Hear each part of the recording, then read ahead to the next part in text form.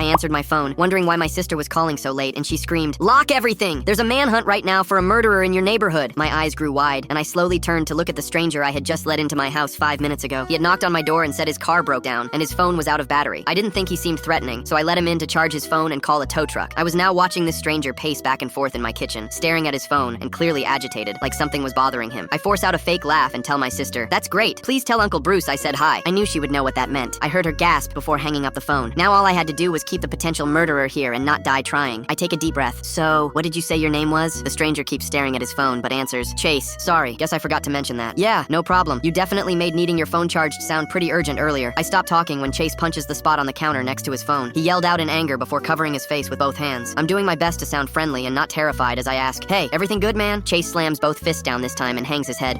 I messed up badly and I'm struggling to fix it, you know?" Oh, shh. Is this guy about to admit to the murder to me? Even though half of me is still horrified, the other half of me suddenly thinks it'd be pretty neat to be a star witness in a murder trial after a manhunt. I needed to keep the guy from running out the door anyway, right? Why not try to get a solid confession I can hand over to the police? I carefully set my phone to record and stuck it behind a cereal box on the counter. I then say to him, "I'm no therapist, but I've heard getting an outside perspective can help. Want to talk about whatever you did?" Chase shakes his head. "Not really. No offense, but I just met you." "True, but that also means you'll get an unbiased opinion. Plus, it looks like your phone is taking a sec to turn back on again." Chase grits his teeth, then takes a long breath. "Fine, I hurt my girlfriend. Bad, and I don't know how to make it right." "What did you do, stab her?" But I obviously don't ask this out loud. Instead, I ask, "How did you hurt her, and why?" Chase crossed his arms. "We were having a stupid argument, but I was just stressed from work and snapped. And she's been through it recently too, so she fought back, and I ended up speeding out of the driveway. Now I don't know if she's at home or in the hospital." A noise in the distance interrupts him. At last, I hear sirens. I'd never before been thankful that my sister and I both loved Batman growing up, and that calling Uncle Bruce was our code for needing help. My sister understood the assignment, and the police were finally here. Chase gives me a concerned look right as I bolt to the front door and scream at the cops, "He's in here!" Seconds later, Chase is tackled to the ground and handcuffed. As the police are dragging him out of the house, Chase is screaming that he didn't do anything wrong, and that he just needed to charge his phone so that he could call his girlfriend. He glares at me. "Really? You let me in? I didn't break in." "No, but you did murder somebody." Chase looks confused. "Murder? What murder?" Everyone stopped. One of the cops then pulled up the photo of the murder suspect and held it up next to Chase. They weren't a match, not even close. The handcuffs were taken off and the cops awkwardly apologized for the mix-up. The second they were out of sight, Chase sucker punched me. I didn't complain.